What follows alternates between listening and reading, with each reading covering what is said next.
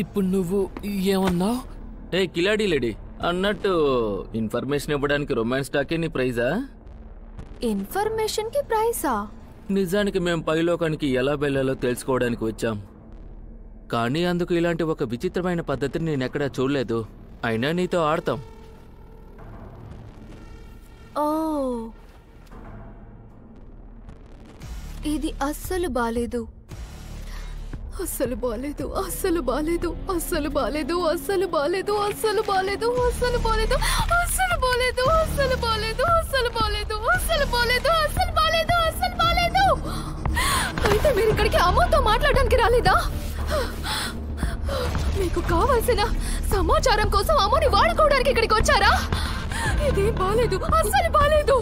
ఒకేసారి ఇంతమంది అతిథులు వచ్చారని అమ్మ చాలా సంతోషపడింది. కానీ మీరు అమ్మని వాడుకోవడానికి కోపం తెప్పించినట్టున్నాను. అంటే మీకు అమ్మతో ఏదైనా పనుంటే తప్ప తనని చూడడానికి ఇక్కడికి రారా?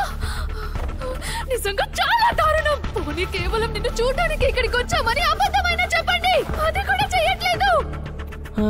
క్షమించు, ఇందాక నేను సరిగ్గా మాట్లాడలేదు. నువ్వు నాకు చాలా నచ్చావు బేబీ.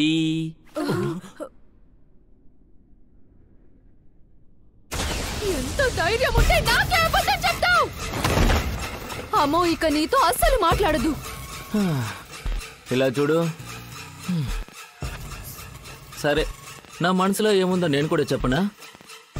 నువ్వు నీ డ్రెస్ని సరి చేసుకుంటావా? నేను నా చూపుని తిప్పుకోలేకపోతున్నా. మగవాళ్ళు ఎప్పుడు ఆడవాళ్ళ ఫ్యాషన్ పై కంప్లైంట్ చేస్తూనే ఉంటారు.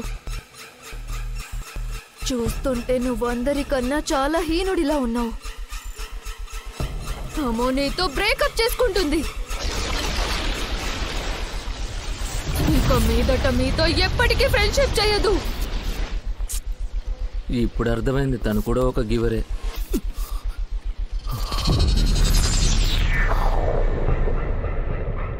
అది మార్క్.